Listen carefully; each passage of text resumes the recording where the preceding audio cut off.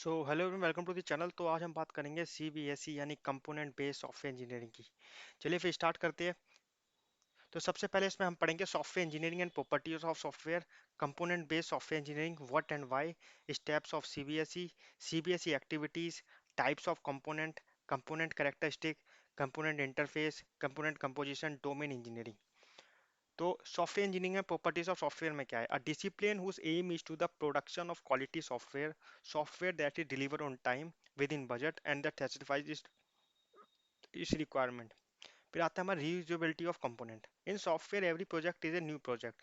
We start from the scratch and design every unit of the software product. Effort has been made to design standard component that may be used in new project. Software reusability has introduced another area and is known as component based software engineering. तो basically क्या है, हम जो reusability of software है इसी को बोलते हैं software component based software engineering, क्योंकि इसमें हम कंपोनेंट को यूज कर सकते हैं। What is it? Component based software engineering is a process that focuses on the design and development of computer based system and the use of reusable software component. Why is it important? Software is considerably more complex. It follows the component based system, are easier to assemble and therefore less costly to build than system constructed from discrete parts. In addition, CBSE encourage the use of predictable architecture patterns and standards software infrastructure, thereby leading to a higher quality result. Steps of CBSE: design is established, but rather than moving immediately into more detailed tasks, the team determined with what subset is directly amenable to composition rather than construction. Select potential component for reuse. Qualifies the component to be sure that they properly fit the architecture for the system. Adapt component if modification must be made to properly integrate system. Then integrate the component to form subsystem and the application as a whole. ठीक है, तो इसमें क्या है, ये कुछ steps है जो सीबीएसई के लिए लिए गए। पहले तो हमें क्या है, पोटेंशियल कंपोनेंट फॉर यूज के लिए सेलेक्ट करने हैं। फिर हमें क्वालिटी चेक करनी है कि आर्किटेक्चर की सिस्टम की सही चल रही है कि नहीं। Adapt modification must be made properly integrate them. ठीक है, अगर हमने कोई कंपोनेंट की मॉडिफाई किया है तो उनको इंटीग्रेट करना जरूरी है, इंटीग्रेट करना है। Integrate the components of to form sub system and the application as a whole. ठीक है, पूरा कंपोनेंट को इंटीग्रेट करके सब सिस्टम बनाना है और पूरी एप्लीकेशन में बना के उसे सब सिस्टम की तरह ट्रीट करना है। ठीक है, फिर आता है सीबीएसई एक्टिविटीज। इसमें दो तरीके की एक्टिविटीज होती है, कंपोनेंट क्वालिफिकेशन, एक है कंपोनेंट एडेप्टेशन। कंपोनेंट क्वालिफिकेशन में कहते हैं कि in component based software engineering is the systematic evaluation and certification of individual software component. देखिए, जो होगा ना इसके अंदर सिस्टमेटिक वे में इवेल्युएशन होगा। ठीक है, वो सर्टिफाई किया जाएगा पर पर इवेल्युएशन का।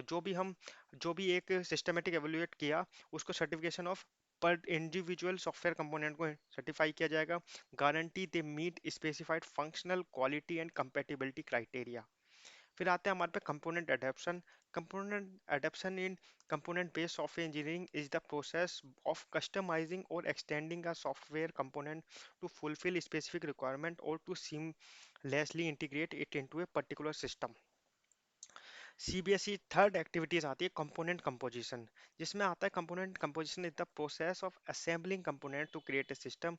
It is the process of combining individual software component to create a more complex and fully functional software system. ठीक है, इसमें क्या है, इंडिविजुअल सॉफ्टवेयर कंपोनेंट जो हमने बनाए थे उनको कंबाइन किया जाएगा और एक एक कॉम्प्लेक्स और फुली फंक्शनल सॉफ्टवेयर सिस्टम बनाया जाएगा। फिर आते हैं component update. Component update in component based software engineering ये प्रोसेस है ऑफ मॉडिफाइंग और replacing individual software components with newer version और पैचेस।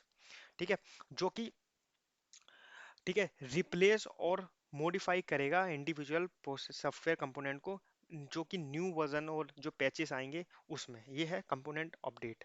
फिर आता है types of component. Type of component में फर्स्ट आता है कंपोनेंट। फिर आता है कंपोनेंट में आता है a reusable part of software system with a specific function or feature. Component वो है जो कि एक रीयूजेबल पार्ट है सॉफ्टवेयर के अंदर, जो कि कुछ स्पेसिफिक फंक्शन और फीचर पे ध्यान देता है। फिर आता है हमारा run time software component, component that execute operate during the actual running of a program. जब हम प्रोग्राम को रन करते हैं ना, तो वो कंपोनेंट का एग्जीक्यूट और ऑपरेट होता है run time software component. Simple नाम से समझ में आ रहा है। सॉफ्टवेयर कंपोनेंट क्या आता है? A reusable piece of software with a defined function that can be integrate into larger system. ठीक है, जो डिफाइंड फंक्शन है ना, वो लार्जर सिस्टम में इंटीग्रेट किया जाता है सॉफ्टवेयर कंपोनेंट का। फिर आता है business component, a software piece focused on specific business function और प्रोसेस। ठीक है, फिर आते हैं हमारे फिफ्थ जो आता है qualified component, component that have pass test and meets specific standard और रिक्वायरमेंट। ठीक है, वो सारे कंपोनेंट पास करेगा टेस्ट को और स्पेसिफिक स्टैंडर्ड और रिक्वायरमेंट को भी। फिर आता है हमारा sixth adapted component, component that have been modified or extended to fit particular need of environment. फिर आता है हमारा seventh assembled component, component combined to create a large functional software system. फिर एट आता है हमारा updated component, component that have been modified or replace with newer version for improve functionality or security. फिर आता है हमारा कंपोनेंट कैरेक्टरिस्टिक, इसमें आते हैं हमारे डॉक्यूमेंटेड होने चाहिए, इंडिपेंडेंट होने चाहिए, स्टैंडर्डाइज होने चाहिए। डॉक्यूमेंटेड मतलब component have to be fully documented so that potential user can decide whether or not the component meet their needs. ठीक है, फिर आते हैं independent, it should be possible to compose and deploy it without having to use other specific component. ये independent होनी चाहिए एक component दूसरे कंपोनेंट से। फिर स्टैंडर्डाइज आते हैं, component standardisation mean that a component use in a CBSE process has to conform to a standard component model. ठीक है, तो इनके कुछ स्टैंडर्ड बनाए गए हैं कंपोनेंट को यूज करने के, तो उन्हीं को यूज करके हमें स्टैंडर्डाइज करनी है। फिर आते हैं हमारे कंपोनेंट इंटरफेसेस, इसमें आते हैं provide interface, define the services that are provided by the component to other component. यहाँ पे बहुत सारे कंपोनेंट के ऊपर बात कर रहे हैं, तो एक कंपोनेंट दूसरे कंपोनेंट को सर्विस प्रोवाइड करता है। फिर ठीक है, फिर आते हैं हमारे रिक्वायर्ड इंटरफेस, ये है प्रोवाइड इंटरफेस, फिर है required interface, define the service that specify what service must be made available for the component to executed as specified. ठीक है, तो ये आता है कि किस कंपोनेंट को कौन से कंपोनेंट की सर्विस रिक्वायर्ड है, तो यहाँ जाएगा रिक्वायर्ड इंटरफेस में। देखिए आप एग्जांपल से देख सकते हैं, अब यहाँ रिक्वायर्ड इंटरफेस में define the service that are needed and should be provided by other components. ये है हमारे कंपोनेंट, यहाँ पे प्रोवाइड इंटरफेस है, define the service that are provided by the component of to other component. तो देखिए यहाँ पे रिक्वायर्ड इंटरफेस है और वो फिर रिक्वायर्ड लेने के बाद प्रोवाइड करेंगे, तो सिंपल है।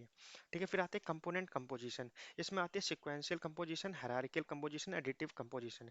Where the composed component are executed in sequence, जब सीक्वेंसली एग्जीक्यूट होंगे कंपोजिशन तो वो होंगे हमारे सिक्वेंशियल कंपोजिशन। हायरार्किकल में क्या है कि where one component call on service of another, एक कंपोनेंट दूसरे कंपोनेंट की सर्विस को कॉल करेगा तो होगा हायरार्किकल। फिर आएगा एडिटिव, एडिटिव आएगा दोनों का कॉम्बिनेशन, जो कि where the interface of two component are put together to create a new component.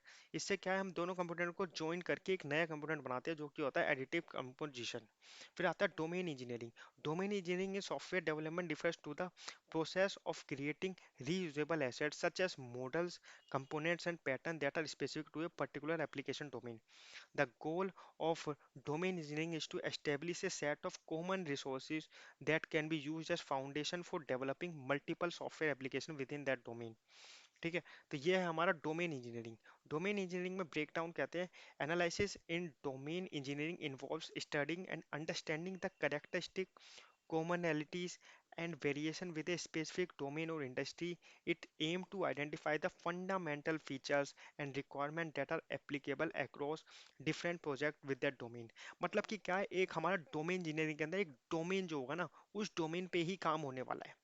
ठीक है, उस इंडस्ट्री में को क्या डोमेन हम जो सॉफ्टवेयर बनाने वाले हैं उसमें क्या पर्टिकुलर डोमेन पे काम करने वाले, उसके फीचर्स, उसके रिक्वायरमेंट जो हमें लगेगी वो हमें चाहिए होगा। फिर आता है construction, it involves building the standardization standardized parts that can be used across various parts within a domain। उस डोमेन के अंदर हमारे जितने भी स्टैंडर्डाइज है वो सारे हम यूज करते हैं। फिर आता है हमारा dissemination, dissemination in domain engineering involves sharing and communication the knowledge components and framework develop during the construction phase with others in the domain.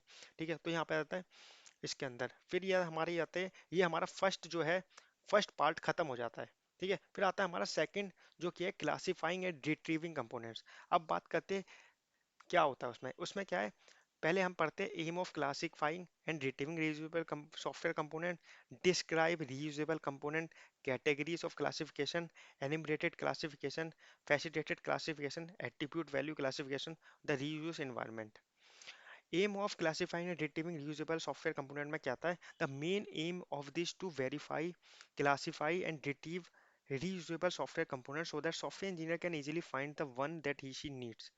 It helps in saving time and money for the organization. It helps in increasing the performance of software product. देखिए component अगर हम एक component बन चुका है उसको हम retrieve करके किसी और दूसरे में यूज कर सकते हैं तो उससे हमारा टाइम बच सकता है, मनी बच सकती है और इससे performance of the software increase हो सकती है। फिर आती है हमारी डिस्क्राइबिंग रीयूजेबल कंपोनेंट। तो हम रीयूजेबल कंपोनेंट को डिस्क्राइब कैसे करते हैं? A reusable software component can be described in many ways, but an ideal description and couples that tracks has called the 3C model. इसमें 3C मॉडल हमारे को दिया गया था ट्रैक्स ने, जो कि है कॉन्सेप्ट, कंटेंट एंड कॉन्टेक्स्ट। ये तीन चीज होनी चाहिए। पहला है the concept of a software component is a description of the what component does. कि हमें पहले से जब हम किसी कंपोनेंट को यूज कर रहे हैं तो हमें पता होना चाहिए उसका कॉन्सेप्ट क्या है, वो कंपोनेंट क्या काम कर रहा है। फिर आता था content, describe how the concept is realise. ठीक है, इसके अंदर हम जाएंगे कि जो कंटेंट है उस उसका जो कंटेंट है वो कैसे उसको डिस्क्राइब कर पा रहा है। फिर आता है context. Context plays a reusable software component with in इस domain of applicability.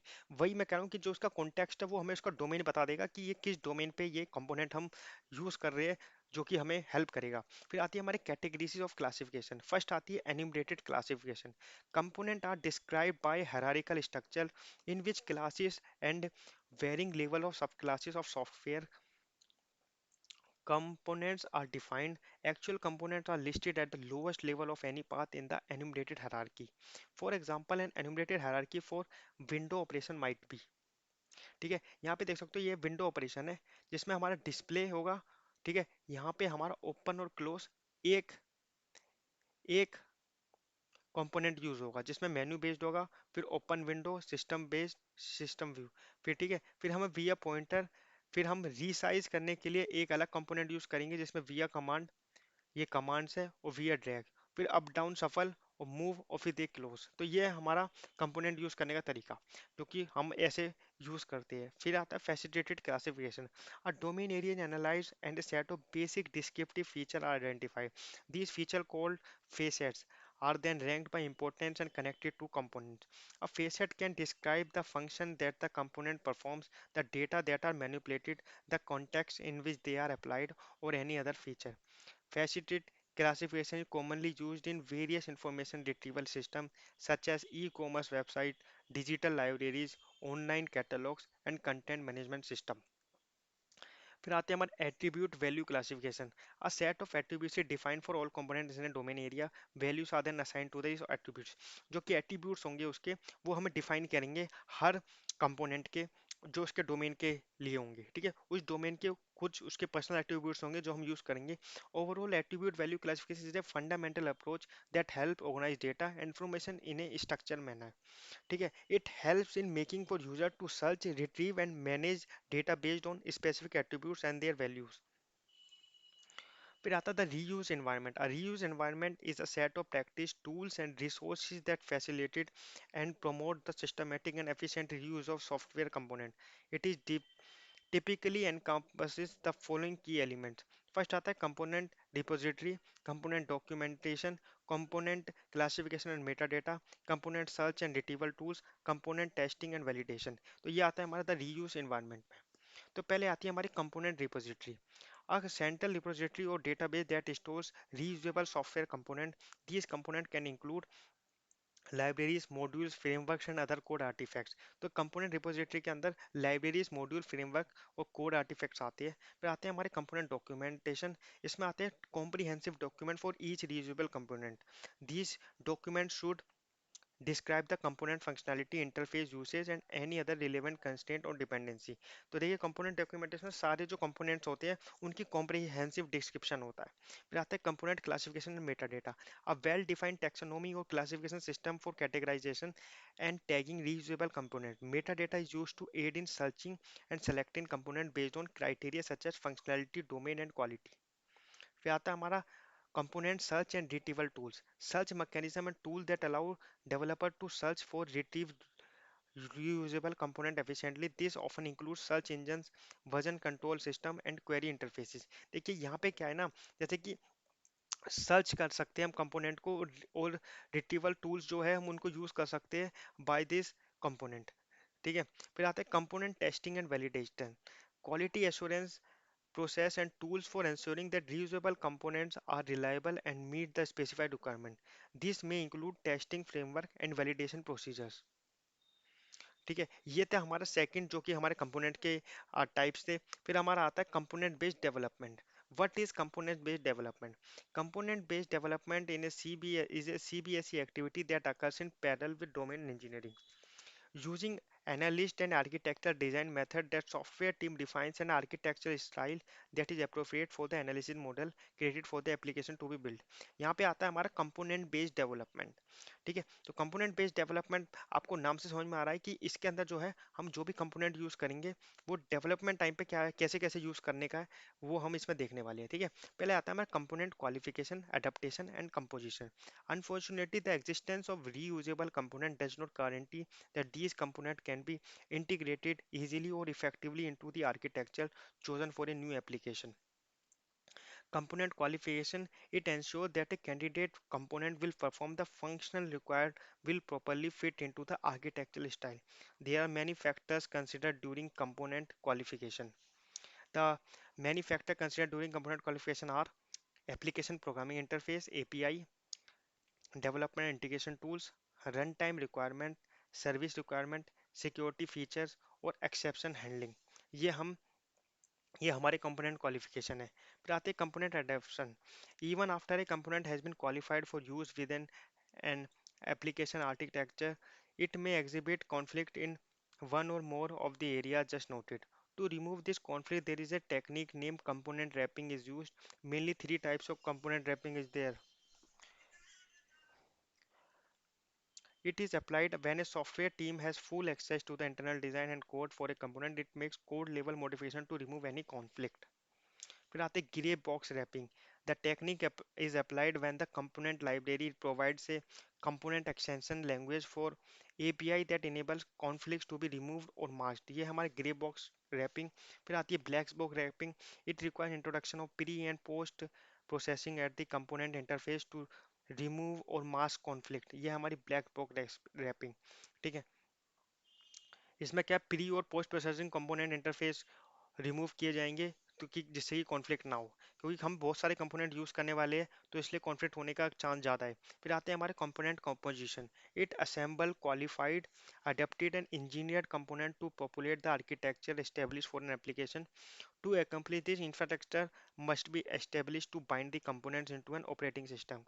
Among the many mechanisms for creating an effective infrastructure is a set of four architectural ingredients that should be present to achieve component composition. Four architecture ingredients क्या है? First है data exchange model, automation, structure storage, underlying object model. Data exchange model में क्या आता है? Mechanism that allow user and applicant to interact the transfer data.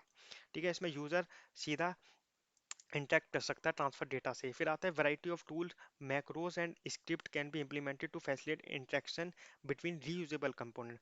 तो इसमें क्या है हमारा ऑटोमेशन के अंदर कि बहुत सारे टूल्स है, मैक्रोस है, स्क्रिप्ट है जो कि इंटरेक्शन करने में हेल्प करता है रीयूजेबल कंपोनेंट्स में। ठीक है, फिर आता है स्ट्रक्चर स्टोरेज। इसमें heterogeneous data content in a compound document should be organised and accessed as a single data structure. ठीक है, फिर आते हैं अंडरलाइन ऑब्जेक्ट मॉडल में आता है this ensure the object must be capable of communicating across in network.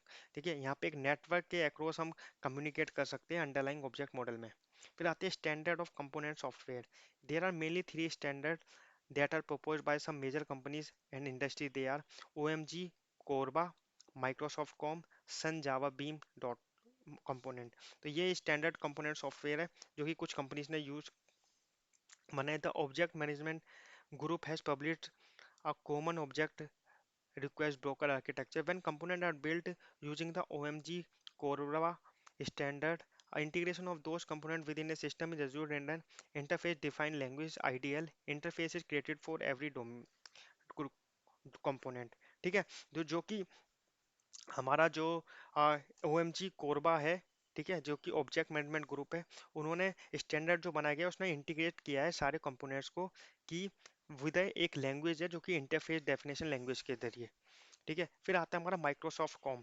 Microsoft है develop एक component object model com that provides a specification for using component produced by various vendors with a single application running under the Windows operating system। अब नाम से समझ रहा है Windows जो Microsoft का जो विंडोज ऑपरेटिंग सिस्टम है, ये कंपोनेंट प्रोड्यूस करता है एक सिंगल एप्लीकेशन के थ्रू। तो ये हमारा आता है माइक्रोसॉफ्ट कॉम के अंदर।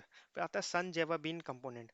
इसमें क्या था, Sun Java bean component is a portable platform independent CBSE infrastructure develop using the Java programming language. ठीक है, तो जावा प्रोग्रामिंग लैंग्वेज ने ही ये कंपोनेंट बेस्ड मॉडल को यूज किया है। द कंपोनेंट सिस्टम स्टैंडर्डाइज किया है encompasses a set of tools called the beam development kit यानी कि BDK that allows developer to analyze how existing beings work, customize their behavior and experience, establish mechanisms for coordination and communication, develop custom beans for use in specific application, test and evaluate bean behavior।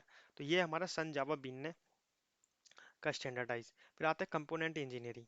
Nothing is magical about creating software component that can B reused. Design components concepts such as abstraction, hiding, functional independence, refinement, and structural programming, along with object-oriented method, testing, SQA, and correctness verification method, all contribute to the creation of software components that are reusable। ठीक है, ये आता है हमारे component engineering में। फिर आता है एनालाइसिंग एंड डिजाइन ऑफ रीयूज। ठीक है, अब when the designer begins to create a new component, that design for reuse DFR should be considered। There are some issues that form a basis for design for reuse। पहले आता है standard data. The application domain should be investigated and standard global data structure should be identified। फिर आता है standard interface protocol. Three level of interface protocol should be established। They are: first, the nature of intramodular interfaces, the design of external technical interfaces, और third आता है the human machine interface. देखिए यहाँ पे क्या है, हम एक स्टैंडर्ड इंटरफेस प्रोटोकॉल की बात करेंगे जो कि एक इंटरफेस प्रोवाइड कराता है कंपोनेंट बेस्ड मॉडल्स में। ठीक है, ये क्या है, nature of inter modular interface देखता है, design of external technical interface और ह्यूमन मशीन इंटरफेस। तो ये सब कुछ हमारा इस इंटरफेस मॉडल में आता है। फिर आता है program template. The structure model can serve as a template for the architecture design for a new program. ठीक है, तो फिर आता है हमारा लास्ट, जो कि लास्ट टॉपिक है, economics of component based software engineering, CBSE. ठीक है, तो व्हाट इज सीबीएसई? सीबीएसई मैंने आपको बताया कंपोनेंट बेस्ड सॉफ्टवेयर मॉडल है। It's a process that focuses on the design and development of computer based system with the use of reusable software component. ठीक है, ये मैंने आपको पहली डेफिनेशन बता दिया। What is economics of CBSE?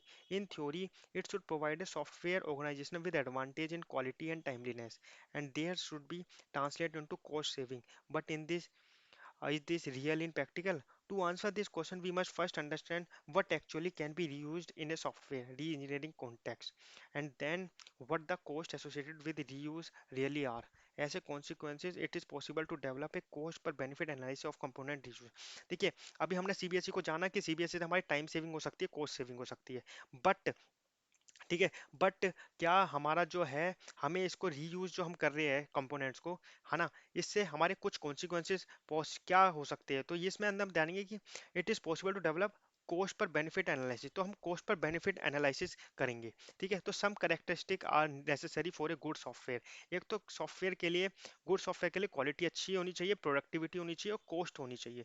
Cost, ये तीन फैक्टर है जो कि सॉफ्टवेयर को एक गुड सॉफ्टवेयर बनाता है। ठीक है, product quality, development, productivity and overall cost are all improve by CBSE. तो सीबीएसई ने ये क्वालिटी, डेवलपमेंट, प्रोडक्टिविटी और ओवरऑल कॉस्ट को इम्प्रूव किया। कैसे, देखते हैं। Quality, however with each reuse defects are found and eliminated and a components quality improves the result over time, the component become virtual defect free। देखिए, जब हम दोबारा से कंपोनेंट को रीयूज करते हैं ना, तो उससे क्या फायदा होता है कि अगर उसमें कुछ गलतियां हो जाती है तो उसको हम सही कर लेते हैं। तो इसलिए हम कहते हैं कि क्वालिटी हमारी इंप्रूव होती है हमारा इस कंपोनेंट रीयूज मॉडल से।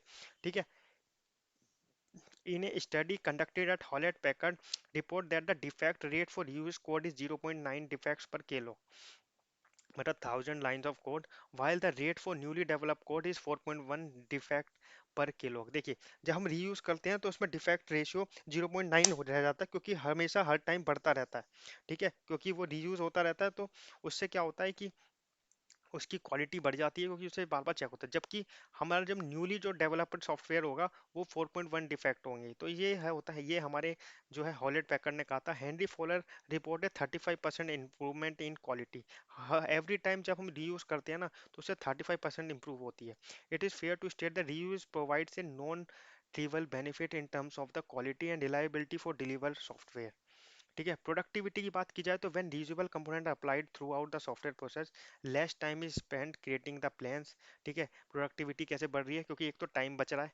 ठीक है, फिर आते हैं मॉडल्स यूज करते हैं हम, डॉक्यूमेंट्स, कोड और डेटा हम पहले से ही इनको बना के चलते हैं तो हमारी प्रोडक्टिविटी इंक्रीज होती है। They are required to create a deliverable system. It follows that the same level of functionality is delivered to that customer with less input effort, hence productivity is improved। फिर आता है हमारा cost. Cost कैसे बढ़ रहा है, cost कैसे हम कंट्रोल कर सकते हैं इससे। The net cost saving for reuse are estimated by projecting the cost of the product if were developed from scratch and then subtracting the sum of the cost associated with reuse and the actual cost of the software is delivered। देखिए, जब हम बिल्कुल scratch से project बनाते हैं ना तो वहाँ पे कॉस्ट हम बिल्कुल स्ट्रेस से जोड़ते हैं, कभी कभार मिस हो जाती है कॉस्ट। लेकिन रीयूज कंपोनेंट में क्या है, हमारी फायदा ये होगा कि कॉस्ट हमारी हमें को रीयूज मतलब कॉस्ट हमारी को अब पहले से हम चेक कर सकते हैं कितनी कॉस्ट लग सकती है, तो हमारी एक मतलब एक आइडिया लग जाता है कॉस्ट का। तो the cost associated with reuse include domain analysis and modelling, domain architecture development, increased documentation to facilitate reuse, support and enhancement of reuse component, royalties and license for externally acquired component, creation or acquisition and operation of a reuse repository, training of personnel in design and constructing for reuse। फिर आती है reuse metrics। A variety of software metrics have been developed in an attempt to measure the benefit of reuse with a computer-based system। The benefit associated with reuse within a system as can be expressed as a ratio। RB is C no use minus C reuse divide by C no use. तो इससे क्या है, जो value आएगी हमारी 0 से 1 के बीच में लाई करेगी। ठीक है, तो ये है हमारा reuse matrix where C node use is the cost of developing system with no reuse. Reuse is the cost of developing system with reuse. It follows the RB can be expressed as non-dimensional value in the range 0 से 1, जो कि मैंने आपको बता दी 0 से 1 के बीच में लाई करती है। A general measure of reuse is object-oriented system. Termed reuse leverage is defined as R leverage equal to OBJ reused divided by OBJ built, where OBJ reused is the number of objects reused in a system, OBJ built is the number of objects built for a system। तो ये था हमारा object जो कि हमारा component based models थे जो कि हमने पढ़े, जो कि component based software engineering CBSE का पार्ट था। तो देखिए, थैंक यू सो मच आपका ये पीपीटी सुनने के लिए। आई होप आपको ये समझ में आया होगा सीबीएसई। मिलता हूँ आपको नेक्स्ट वीडियो में। Thank you for listening to me guys. अगर आपको अच्छा लगे तो लाइक और सब्सक्राइब जरूर करना।